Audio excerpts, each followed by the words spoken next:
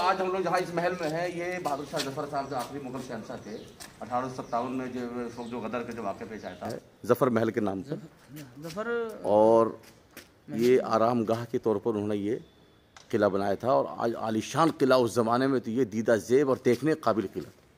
یہ دیکھیے عمارتیں، پایا ستون دیکھیے.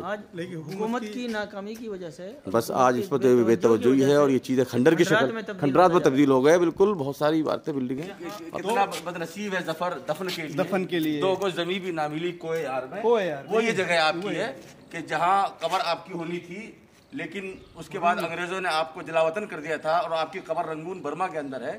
ورنہ یہ قبر تھی آپ کی، جو قریب آئی بیٹے نا، یہ تھی قبر آپ کی بیوی کی قبر ہے یہاں، اور یہ آپ کی قبر کی جگہ آج تک خالی ہے. اور آپ کا جو شعر ہے جو آپ لوگ پڑھتے بھی ہوں گے اسکول وغیرہ کالج میں بھی، کہ ہمیں 2 گز زمین بھی نہ ملی کوئی یار میں، وہ یہ جگہ ہے آپ کے بہادر شاہ ظفر صاحب کی آخری بادشاہ کی، جو وہ جگہ خالی رہ گئی. اس لیے آپ حضرات کو بھی اتحاد معلوم ہونا چاہیے، پورے دیش کو معلوم ہونا چاہیے کہ انہوں نے اپنی سب کچھ قربان کر دیا، اپنی اولاد کو قربان کر دیا. اس لیے دہلی ملک ہند. ماضی بعید میں مہرولی آج کی طرح کوئی ایک کالونی نہیں تھی، بلکہ ایک بڑا شہر جو دارالسلطنت یعنی دارالحکومت بادشاہوں کی ترجیحی راجدھانی کی حیثیت سے معروف تھی. اس پورے خطے کو اس دور کے حساب سے پورا راج گڑھ ہی کہا جا سکتا ہے. فی الحال خطہ مہرولی کو 3 بہت اہم خصوصیات، ترجیحات، مقامات کے ذریعے ہم یاد کر رہے ہیں. نمبر 1، مزار شریف سرتاج الاولیاء حضرت خواجہ قطب الدین بختیار کاکی رحمۃ اللہ علیہ. نمبر 2، مہرولی میں واقع آخری مغل شہنشاہ بہادر شاہ ظفر کا تیار شدہ ظفر محل.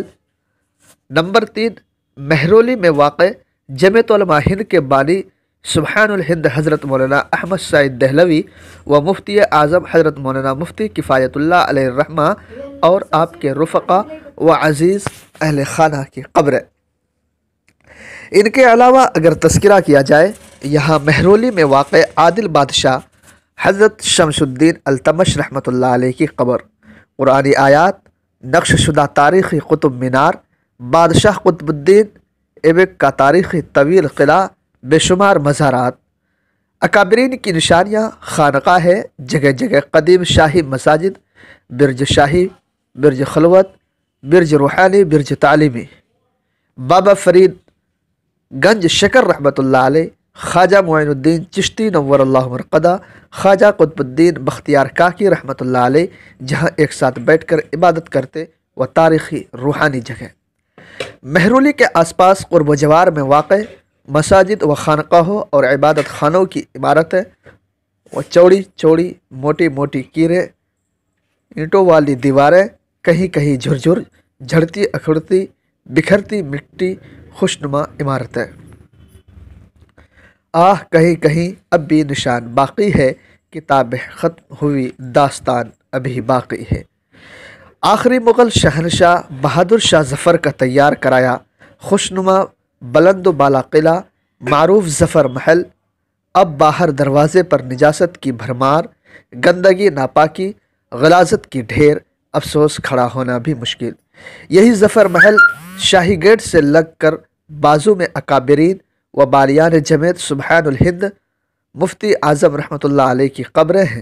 شاہ ظفر نے مہرولی کے اس ظفر محل میں بھی ایک موتی مسجد لال قلعہ دہلی جیسی بالکل ویسی سفید پتھر والی تعمیر کرائی، جو قطب صاحب نور اللہ مرقدہ کی قبر کے بالکل قریب ہے، لیکن درمیان میں ایک فاصلاتی دیوار قائم کرا دی گئی ہے.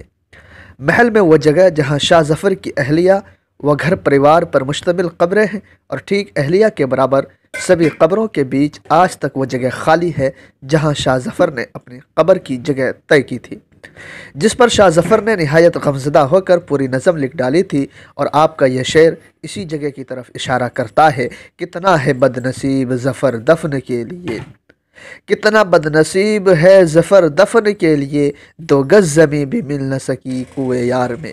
یہی وہ کوئے ہے جہاں گھاس دیکھی جا سکتی ہے.